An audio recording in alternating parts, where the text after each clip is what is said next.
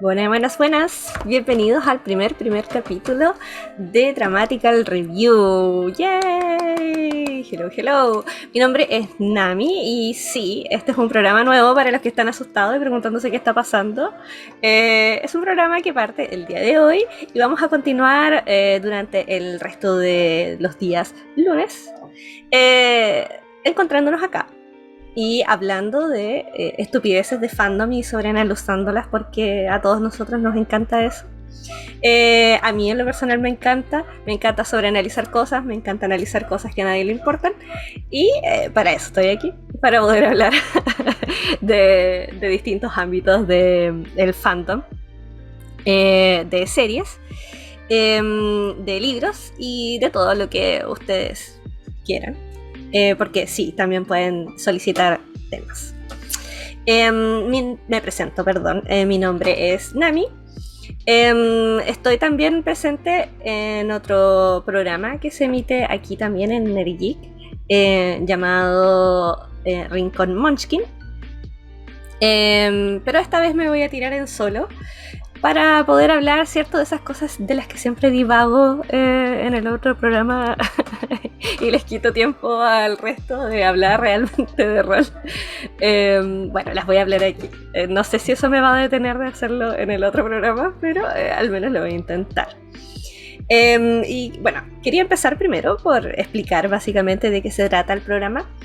Esencialmente, y lo que va a tratar la mayoría de los capítulos va a ser de hablar de temas y sobreanalizar, como decía, temas que tengan relación con alguna serie, alguna película, pero también tomando un poco el mensaje general, algunos mensajes humanos y universales que de repente presentan estas problemáticas.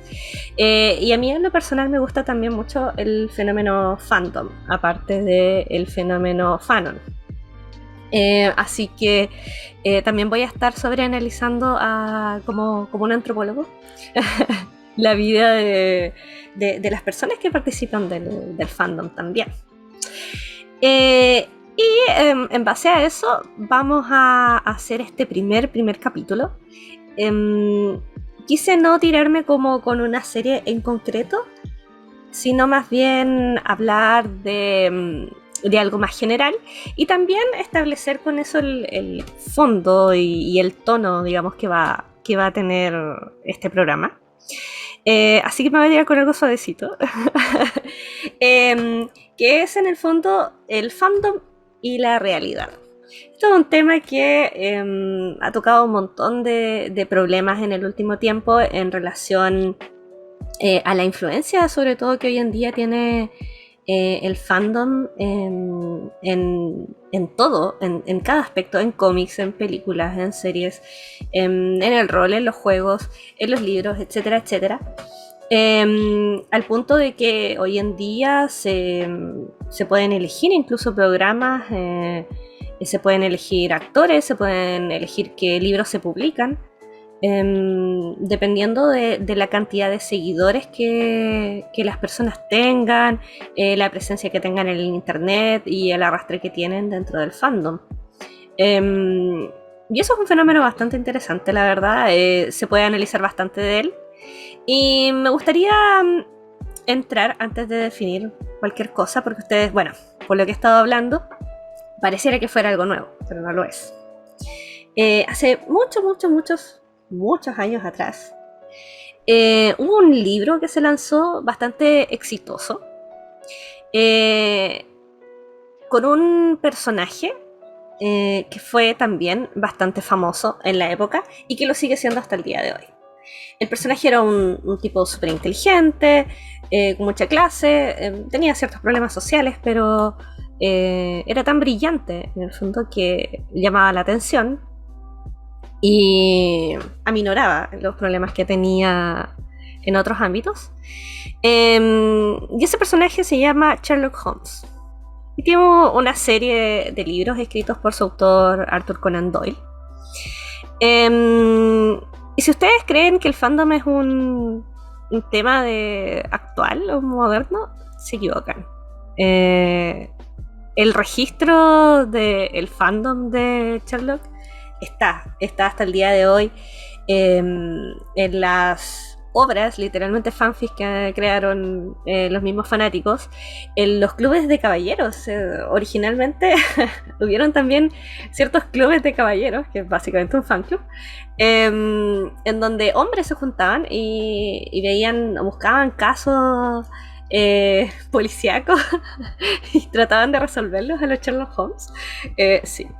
Ya, así como hoy en día está la gente que pelea con espadas de Jedi, ellos se sentaban con una pipa y el característico sombrero de Sherlock para hablar de muertos. Bueno, igual estaba de moda el espiritismo, así que... ¿Ustedes creerán que a Arthur Conan Doyle esto le parecía fantástico? Imagínense, para ustedes, ¿cierto? Crear un personaje, no sé, en alguna serie, en algún juego, o en algún libro, ¿cierto? Que tenga el arrastre que tenga Sherlock, que sea tan famoso como Sherlock, que la gente quiera seguir después de años escribiendo con él. Yo creo que ustedes estarían contentos, ¿cierto? Bueno, Arthur no. No estaba para nada contento. Hay de hecho registro de sus cartas donde se queja con su mamá sobre todo. No le gusta el hecho de que Sherlock sea tan famoso. Nunca le gustó la fama que tuvo los libros realmente. Y fue divertido para él escribirlo en su momento, pero ya, basta. No es para tanto. Así que hubo un libro que fue el The Final Problem, el problema final, que culmina con la muerte de Sherlock. Y eso Arthur lo hizo a propósito. Él estaba aburrido de Sherlock y quería matarlo, y lo hizo. Era su personaje, así que ¿qué podía salir mal? Bueno, todo salió mal. Todo salió mal. La gente le mandaba amenazas de muerte, le gritaban en la calle, le increpaban, le insultaban, hasta el punto en que su propia madre le escribió, registros de esto, una carta, pero enfurecida, respecto a cómo se atrevía a matar a Sherlock. O sea, ¿cómo ella podía tener un hijo que quisiera matar a Sherlock? Y bueno, al punto que fue tanta la presión que lamentablemente sin Arthur Conan Doyle tuve que escribir no uno, sino 2 libros más de Sherlock, y obviamente lo tuvo que revivir. Estamos hablando de fácil 100 años atrás. Y ahora, en el 2020, con el acceso a las redes sociales, bueno, mucho avanzado y al mismo tiempo nada avanzado. Pero, antes de irnos por ese lado, me gustaría también un poco definir de qué estamos hablando. Cuando hablamos de fandom, hablamos de ficción, hablamos de realidad. Yo creo que deberíamos partir definiendo el tema de ficción. La ficción en la narrativa en general, la narrativa de lo que sea, puede ser libros, pueden ser series, pueden ser películas, juegos, etcétera, etcétera. En realidad, la narrativa tiene un mundo en el que se tiene que desarrollar. Y ese mundo es el mundo de la ficción. Ahora, este mundo de ficción puede ser muy alejado al nuestro y guiarse por otras reglas y tener otro tipo de historia. Puede ser, no sé, como El Señor de los Anillos, puede ser como Star Wars, puede tener mucho lore, digamos, mucha historia interna, muchas leyes internas que obviamente tienen que tener cierto parámetro de verosimilitud para que sea creíble o sea enganchable. Y sin embargo, hay otras historias de ficción que de hecho pueden ser muy cercanas a la realidad propia, como en el caso de Breaking Bad, por ejemplo, que se establece en una ciudad real, los personajes parecen muy realistas, parecen como si fuesen personas que podrían existir en nuestro mundo, y no por eso el mundo de Breaking Bad deja de ser ficción, es ficción, de todas formas. ¿Ya? Así que vamos a establecer ficción como eso, como el mundo, los distintos mundos en los que se genera la narrativa. Y tenemos por otro lado el mundo de la realidad. Ahora, realidad no es algo fácil de definir, podemos estar aquí hablando todo el día y filosofando sobre qué es la realidad, porque aún no se sabe exactamente qué es lo que es la realidad. Solo para términos prácticos vamos a definir la realidad el día de hoy como lo que no es ficción. O sea, este mundo, nuestro mundo, el mundo en donde vivimos nosotros, y en donde la ficción se crea. ¿Ya? Y creo que la última definición importante aquí es la definición de fandom. Que, bueno, fandom viene de la palabra fan, ¿cierto? Fanático. Y dominion. Y es el dominio, en el fondo, de el fanático. Es el espacio del fanático, ¿cierto? Es el club de caballeros de Sherlock, es el fan club de algún cantante, es, no sé, la Garra Blanca o qué sé yo.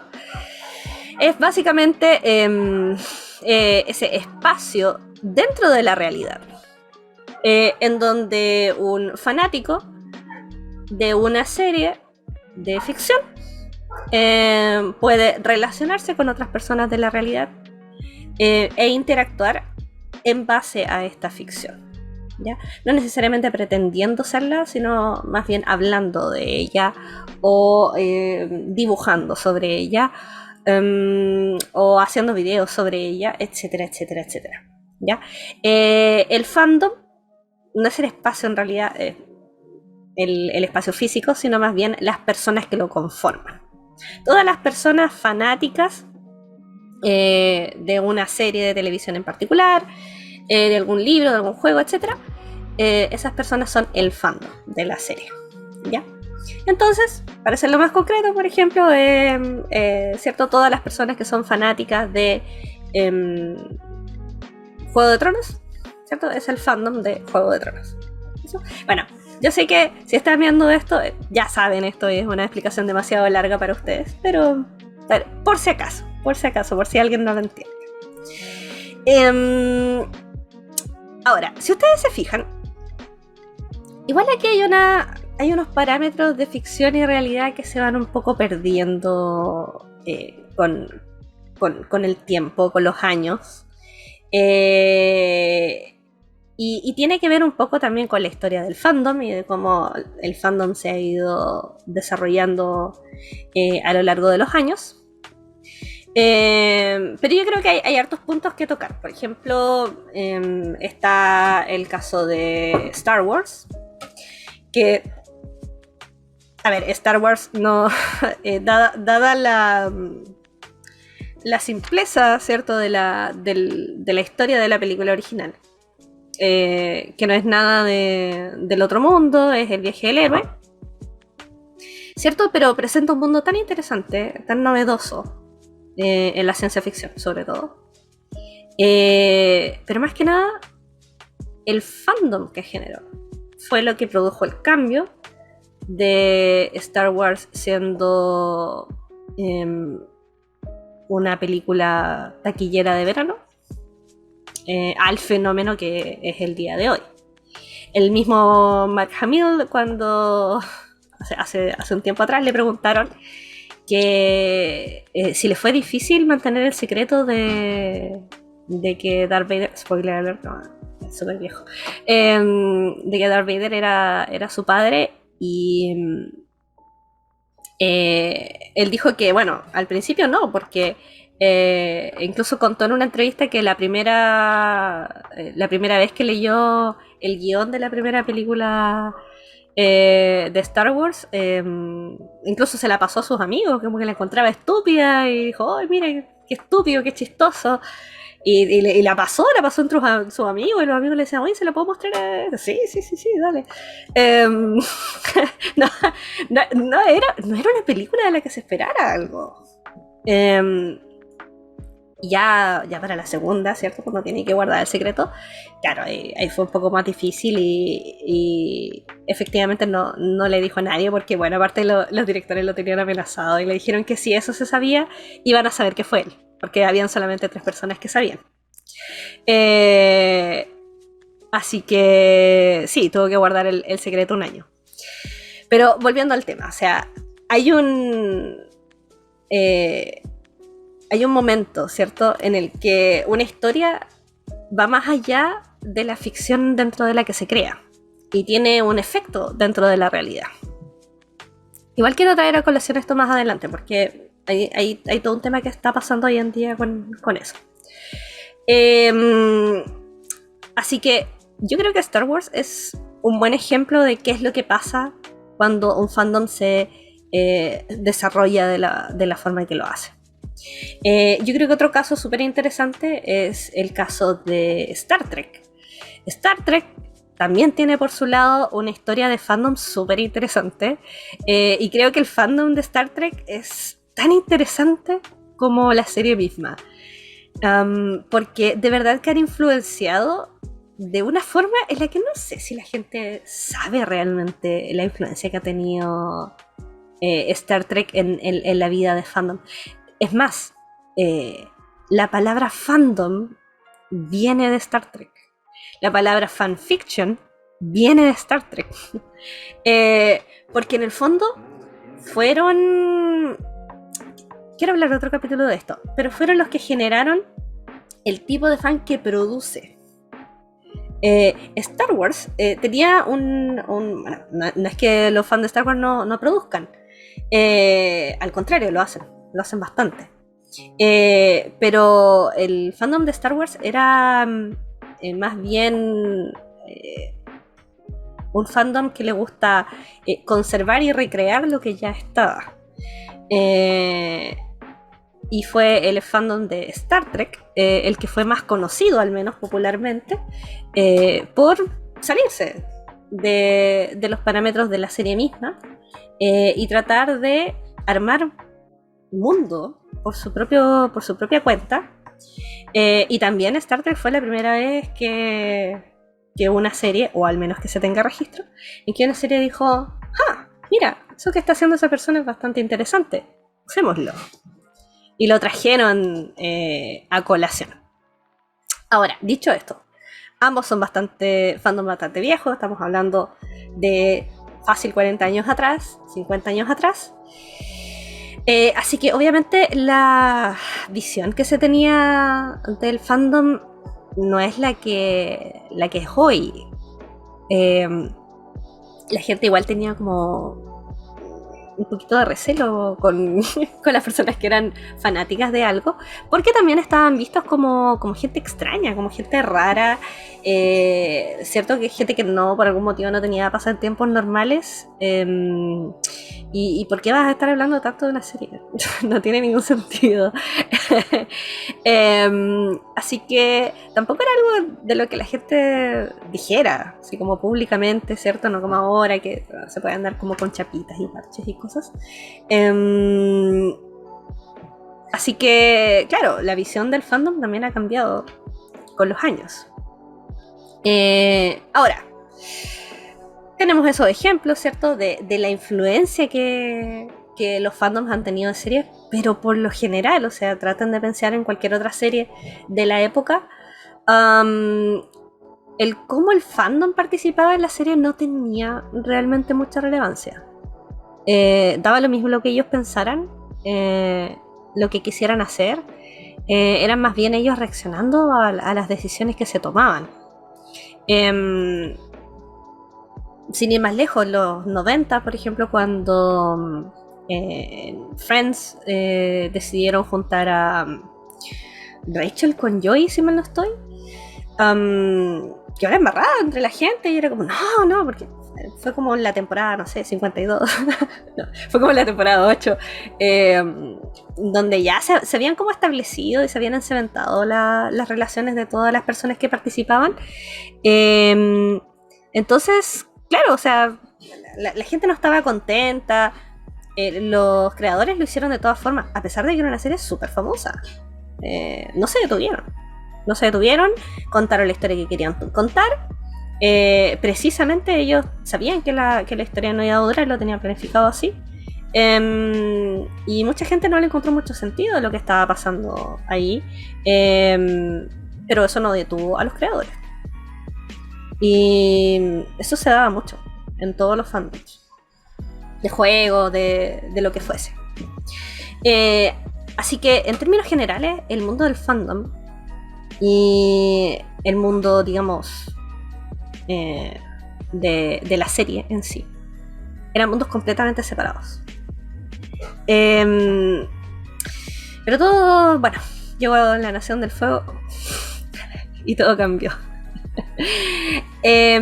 Y de eso quiero estar hablando un poco más en la próxima sección. Ahora nos vamos a ir a unos pequeñísimos cortes comerciales. Por favor, no se vayan, porque de verdad lo que pasa con el fandom en los últimos 15 años ha sido un carrusel de emociones. Así que no se vayan, ya volvemos.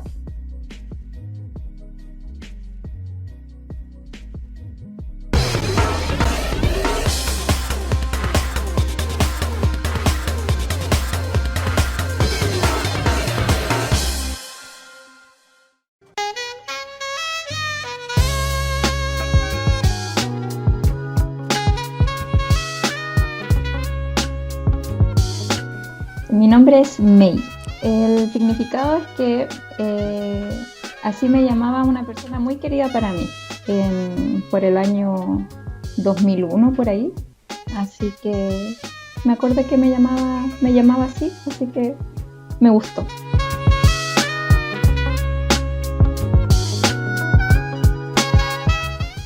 Todo el día. No sé, puedo pasar de más de 8 horas haciendo algún dibujo, pintando, creando algún concepto y no me aburro. De repente sí me agoto, pero encuentro que es lo normal de haber estado tanto rato en eso, tan concentrada.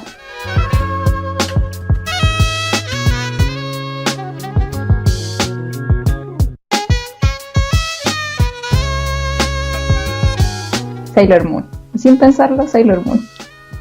Creo que fue, o sea, no fue el primer anime que vi, pero sí fue el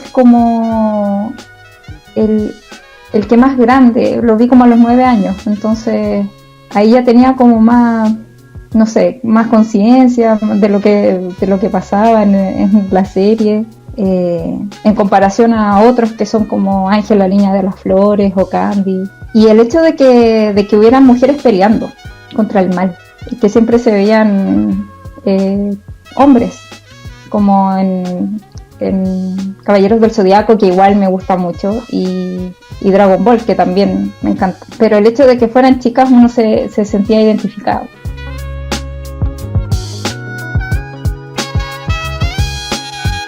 Mira, sintiéndome artista, yo creo que de siempre, pero como artista así ya en serio, como pensando en vivir del arte y todo eso, hace 1 año y medio, más o menos.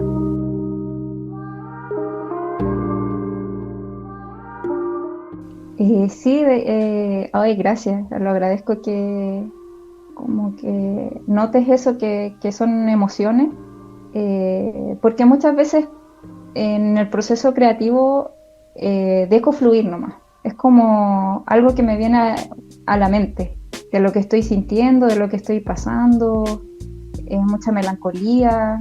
Creo que esa es mi emoción más arraigada, la melancolía.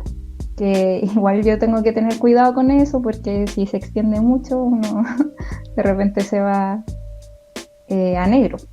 Pero eso en resumen en mi proceso creativo es como dejar que fluya. De repente sí me pongo más a cranear algún concepto, pero generalmente es dejar que fluya el sentimiento, dejar que fluya una idea. También tiene mucho que ver conectar diferentes cosas. Y también juego mucho con el tamaño de las cosas, porque de repente me siento muy pequeña. Y eso quiero representar en algunas de mis ilustraciones, que a veces uno se siente ínfimo en este mundo tan grande y lleno de cosas y lleno de situaciones. Durante la pandemia, Daniela nunca ha dejado de usar alcohol gel, ni mascarilla, ni de lavarse las manos. Pero un día de camping no cerró bien la basura y ahora podría contagiarse de hambre. Pero no, mijita. Oye, no, No, pues. Te cuidas del COVID-19. Cuídate también de las enfermedades de verano. Mantén la basura en recipientes cerrados. Guarda alimentos y no dejes ollas o utensilios al alcance de ratones. Usa carpas cerradas y con piso. Elige campings y senderos habilitados. Más información en minsal.cl. Sigamos cuidándonos. Ministerio de Salud, Gobierno de Chile. M3U.cl, la nueva forma de ver televisión. Listas IPTV totalmente gratis. Canales internacionales, regionales, noticias, películas, series, música y mucho más. La mejor alternativa a la televisión tradicional. Canales originales e independientes. Nos puedes ver donde quieras en nuestras múltiples plataformas. M3U.cl, la nueva forma de ver televisión. Este verano, cuando te cuidas, cuidas al resto. Lava tus manos.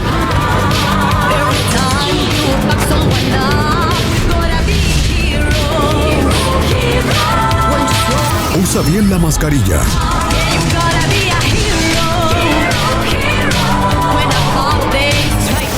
Testéate.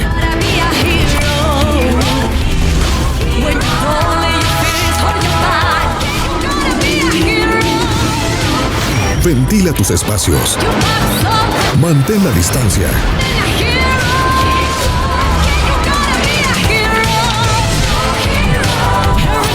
Exige pase de movilidad. Vacúnate. Este verano todos podemos ser pequeños héroes si seguimos cuidándonos. Sigamos cuidándonos. Ministerio de Salud, Gobierno de Chile.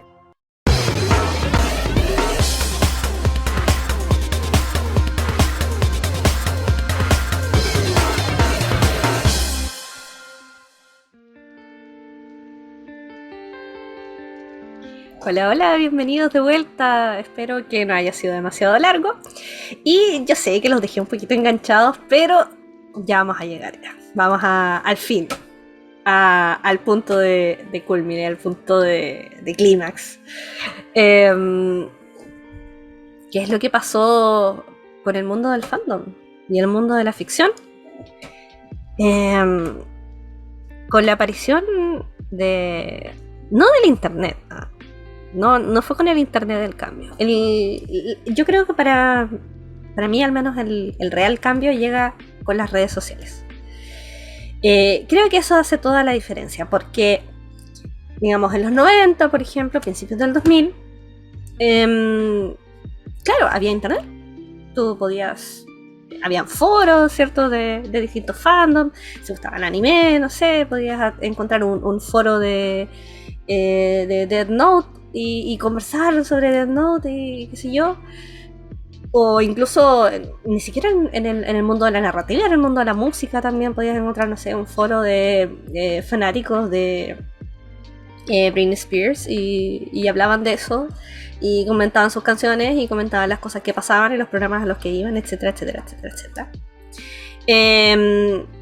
Pero no es que Britney Spears estuviera ahí.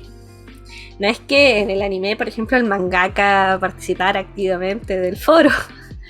Si tenías mucha suerte, sabías la dirección a donde mandar cartas físicas a los creadores, a los actores, al músico o a lo que sea que siguieras. Y si tenías un poquito de más suerte, el correo electrónico. Y podías mandar una carta o un email con la esperanza de que tal vez, ¿cierto?, la persona que tú querías que lo leyera, lo leyese.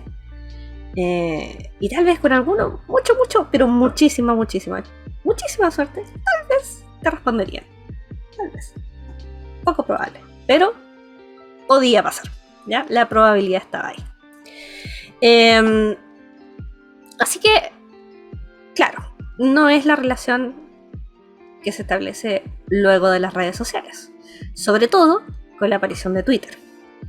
¿Ya? Porque en Twitter, ¿cierto?, tenemos a los actores, a los productores, a los músicos, al director, al mangaka, a todo el mundo.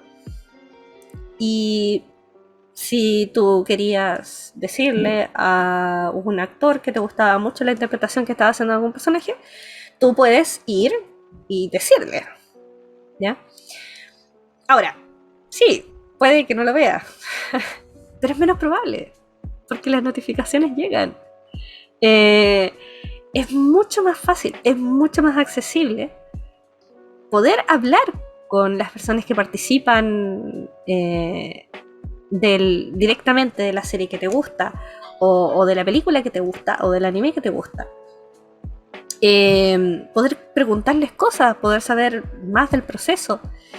Y no solamente eso, los creadores mismos tienen más acceso a las opiniones de las personas, ¿ya? Y si ya hubieron problemas, por ejemplo, hace años atrás, ¿cierto?, en X-Files, cuando la gente comenzó a adivinar cosas de X-Files y los creadores de X-Files tuvieron que revisar los foros para asegurarse de que los finales de temporada fueran una sorpresa.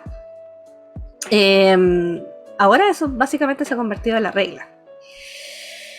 Y también tengo otros casos para poder hablar del tema. Y yo creo que uno de los casos más relevantes es el caso de Supernatural. Si no están familiarizados con qué es Supernatural, es una serie de televisión de la CW que se emitió por 11 años. Tiene 11 temporadas. Y trata sobre dos hermanos que son hijos de un cazador de monstruos y cuyo padre desaparece. Y ellos, siguiendo la pista de la desaparición del papá, van averiguando cosas para saber dónde el papá está, y van resolviendo casos, y básicamente sobre el monstruo de la semana, que es de muchas series de televisión. Ese fandom tuvo una participación tan relevante, pero tan relevante, que cambió por completo la forma en la que la serie se estaba produciendo. Y si no me creen, vean un capítulo de la mitad de la serie, no sé, temporada 5, temporada 7, temporada 8, y traten de buscar la trama que yo les acabo de decir, porque no la van a encontrar. Porque ya no se trataba de eso. Partió siendo lo que yo digo. El monstruo de la semana, el tema con el papá, y también ir desarrollando un poco también la relación entre los dos hermanos. Por temas en los que no voy a detallar aquí porque no vienen al caso, que tiene que ver con el paro de los escritores, etcétera, etcétera. Por motivos, tuvieron que introducir a un ángel a la serie. Y solo ese capítulo y la relevancia que tuvo para el fandom cambió el curso de la historia para siempre. Y no estoy exagerando, de verdad lo cambió. El creador original, que es Script, nunca tuvo intención, de hecho, de poner seres celestiales en la serie. Nunca tuvo intención de poner ni ángeles ni demonios. No se trataba de eso la serie. Se trataba más bien de monstruos más comunes, de historias folclóricas, de leyendas. Era eso, era como viajar por América, poner canciones de rock clásicas y matar monstruos. y involucrarse con niñas bonitas de vez en cuando. Y esa era la serie. Pero dejó de hacerlo en algún punto. Y se transformó exclusivamente en esta serie que se trataba mucho como de ángeles y demonios y de Dios y de dónde está Dios.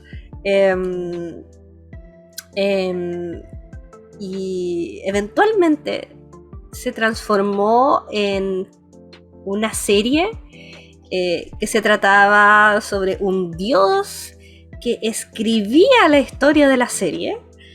Entonces también hacen todo un análisis de la agencia que tienen los personajes. Se vuelve muy meta, en donde los personajes no saben si son personajes, si son personas reales, si alguna de las decisiones que han tomado alguna vez en la vida tiene algún sentido, sobre el libre albedrío.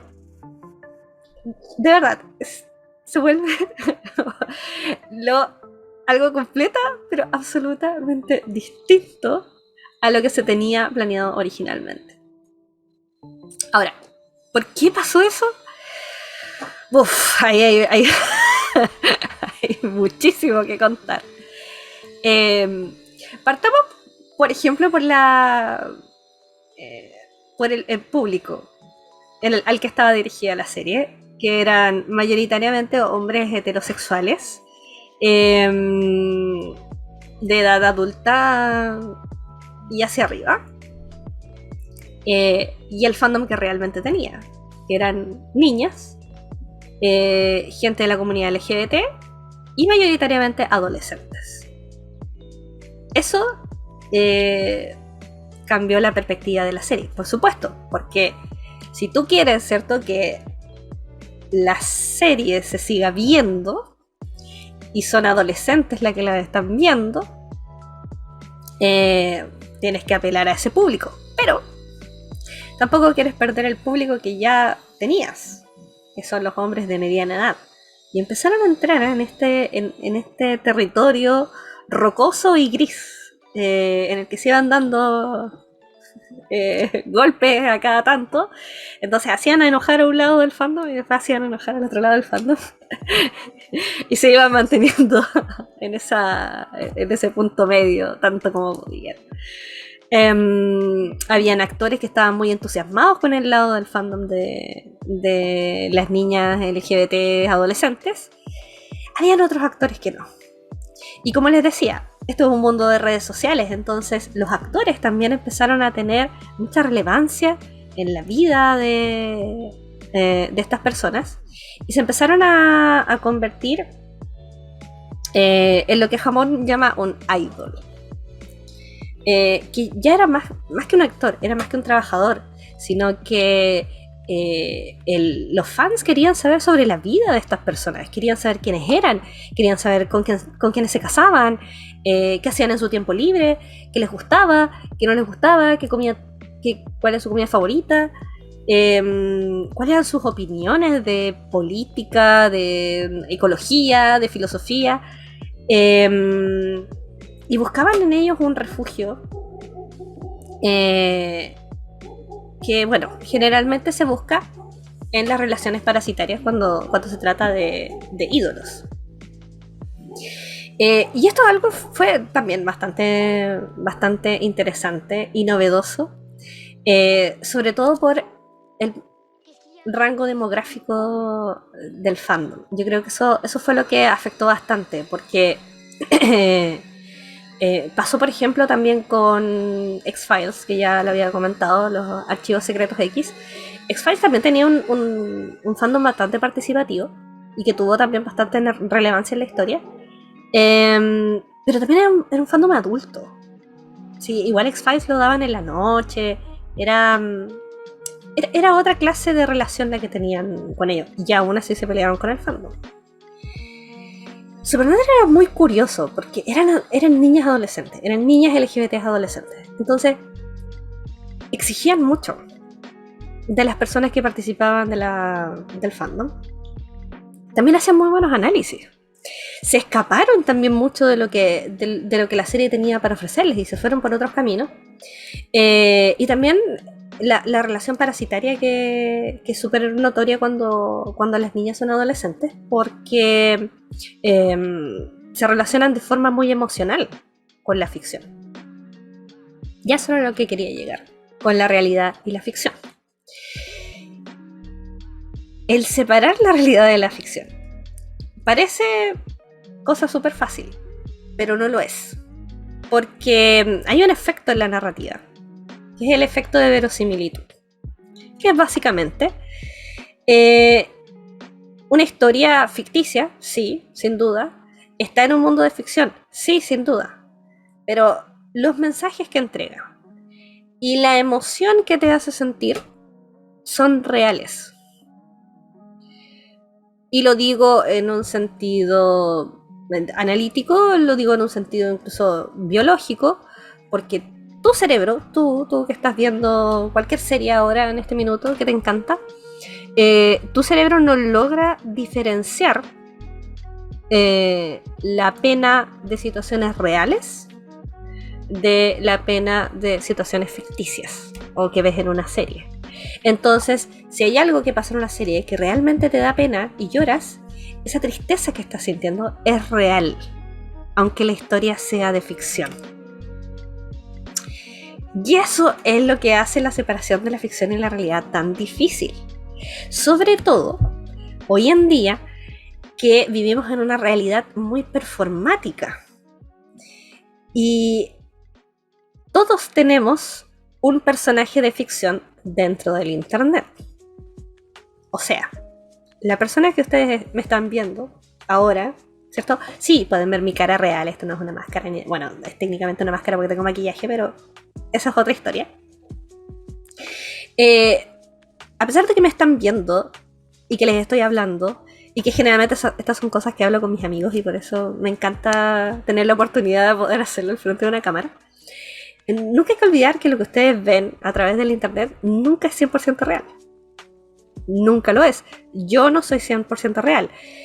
Y probablemente lo que ustedes vean de aquí en adelante de mí va a ser lo que se le llama un avatar. Y si ustedes comentan, y ojalá que comenten, por favor comenten, sobre el programa, ya les voy a pedir eso más adelante, pero cuando conversen conmigo y cuando hablen de cosas y cuando hablan de series, la persona que ustedes están presentando en el internet también es una persona performática, no es el ustedes real. Igual eso pasa por un filtro mental antes de ser enviado al internet. Y eso, más el hecho de vivir en la realidad, ¿cierto? Vivir en la ficción y tener una generación de personas que vive más en la vida performática que en la vida real, sobre todo si eres adolescente. Cuando eres adulto, estás un poco también forzado a vivir un poco más la realidad, porque tienes que trabajar, tienes que pagar cuentas, etcétera, etcétera. Para el adolescente eso no es tan necesariamente así. Ellos pueden vivir más tiempo en la vida performática que en la vida real. Y esta vida que es semi-ficticia, semi-real, esta realidad y la ficción hace que todo se vuelva muy, muy, muy confuso y que estemos viendo los extremos en lo que está llegando el mundo de la ficción. Por ejemplo, hoy en día han habido muchas discusiones respecto a la moralidad de ciertos personajes, personajes que son problemáticos, defender los derechos humanos de personajes ficticios, y reírse de las personas que critican con razón ciertas series. Y la verdad es que es un tema largo. Pero no quiero irme por las ramas, pero sí, efectivamente los personajes ficticios son ficticios de verdad. O sea, si un personaje, ¿cierto? No sé, por ejemplo, los personajes de anime que generalmente tienen 12 años y 14 años y tienen 12 y 14 años para siempre. Por ejemplo, en el caso de Ash, por ejemplo, que tiene 12, si mal no estoy, 12 o 13 años, y ha tenido 12 o 13 años desde que yo tenía 8 años, no sé, 5 años. Y ahora tengo 30 años, entonces pasa lo que pasa, por ejemplo, con los vampiros. O sea, los vampiros en la ficción, ¿cierto? Tienen, no sé, 230 años y se ven de 20, ¿cierto? Entonces hay una disonancia tan grande con el tema de la edad que le empieza a uno a restar importancia. Pero eso no es así para una persona que en efecto tiene 14, 15, 16, 17 años y que se ve reflejada en esos personajes. Y obviamente su perspectiva cambia respecto a cómo ven esos personajes. Para una persona de, no sé, 27 años es más fácil poder desconectar el hecho de que un personaje ficticio tenga 14 años y verlo sencillamente como un personaje ficticio. Eso no es tan fácil para una persona que tiene los 14 años que el personaje tiene, porque proyecta y se ve reflejado en él. ¿Es necesariamente eso algo malo? No, no lo es. Porque todos lo hacemos. Nosotros, más adultos, ¿cierto? Ya no podemos hacer eso. Ya no podemos reflejarnos en un niño de 12 años. Pero sin duda nos reflejamos en otros personajes que sí se acercan a nuestras edades o nuestras etapas de vida, dependiendo en dónde estemos. Y por eso se da, por ejemplo, que a veces algún personaje que haya un rango de edad que no tenga mucha llegada, hay otro rango de edad que le encanta y que lo encuentra maravilloso, porque en el fondo puede empatizar y puede proyectar su propio ser y sus propias emociones con esa persona. También está, por otro lado, el hecho de las temáticas que son medias problemáticas en los fandoms y de cómo se le trata de explicar a alguien que no porque tú veas, no sé, una serie que tiene mucha violencia, significa que tú deseas secretamente que pase eso en la vida real. O si hay una pareja, ¿cierto?, que tiene una relación abusiva, no, en realidad no es que tú apruebes las relaciones abusivas en la vida real, sino que es algo que disfrutas dentro de, digamos, el espacio a salvo que representa la ficción. Ahora, igual está este tema del anti-chipping y pro-chipping. Otro día hablaré de eso. Pero básicamente de lo que podemos rescatar del tema de fandom, de ficción y de realidad, es que esta es una elección de lenguaje. Perdón si sale mi profe interior, pero cuando ustedes ven algo de narrativa, serie, pónganle el nombre que sea, serie, película, juego, anime, manga, whatever, ¿ya? Cuando ustedes están siendo testigos de un proceso narrativo, ¿ya? Una historia, sin importar lo que sea, es una historia de story, no de history. Es una historia. Y dentro de esa historia, adentro de ustedes hay dos lobos. No. Adentro de ustedes hay dos lectores. ¿Ya? Está el lector participativo y está el lector crítico. El lector participativo es básicamente el lector que se inmersa en la historia, que quiere saber sobre los personajes, que quiere saber sobre sus historias, que empatiza con ellos, que quiere que el protagonista se quede con la niña que le gusta, que llora cuando un personaje se muere, que no sé, le da rabia cuando un personaje está tomando una decisión que tú sabes que es una mala decisión. Ese es tu yo participativo. Y ya está bien y tiene que existir. Y coexiste con otro lector dentro de ti que está al mismo tiempo, que es el lector crítico, que es el que puede dar un paso atrás y mirar una serie y decir, mira, disfruté la serie, pero en realidad esta temática está muy mal explicada o está muy maltratada, ¿cierto? Y si bien, no sé, a mí me gusta esta relación abusiva en esta serie, sí, la verdad es que el mensaje que entrega es bastante malo, y debieron haber sido más enfáticos en el hecho de que esta no es una buena idea y este no es una buena relación, etcétera, etcétera, etcétera. Y en el fondo, estos dos entes, digamos, son los que conviven en conjunto con ustedes. Y yo creo que hay que criticar menos uno u otro, y hay que empezar a empatizar más con ambos y entender que ambos coexisten dentro de ti y dentro de los otros.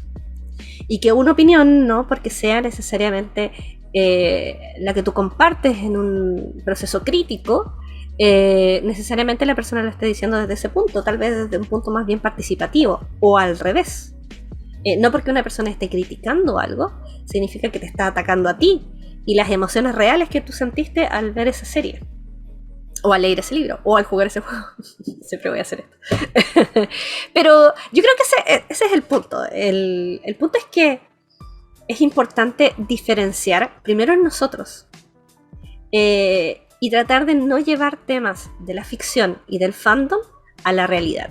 Siempre recuerden que las personas con las que ustedes se están relacionando alrededor del fandom que sea, son personas reales, son personas que tienen vidas, y ustedes también tienen que recordar cuando van a escribir un comentario que lo que dicen puede afectar a lo que esa persona va a pensar de sí mismo o de sus gustos o de él como persona.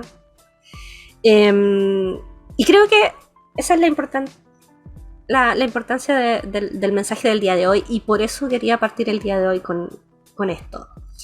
Yo en el programa voy a hablar mucho de mi yo participativo, de la serie, también del yo crítico, obviamente.